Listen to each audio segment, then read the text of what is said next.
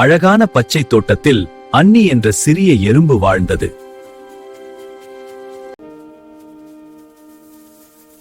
கால வணக்கம். திடீரென வானிலை மாறியது.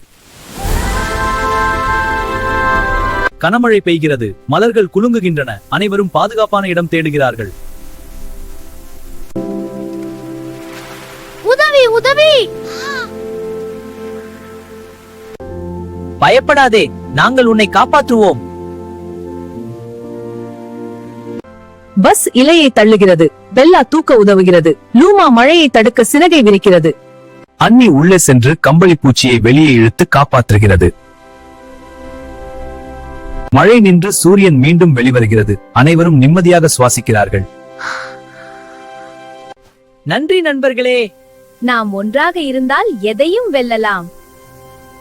அனைவரும் மீண்டும் விளையாடுகிறார்கள். வானவில் தோன்றி சிறியவராக இருந்தாலும் துணிவும் ஒற்றுமையும் இருந்தால் பெரிய சாதனை செய்யலாம்.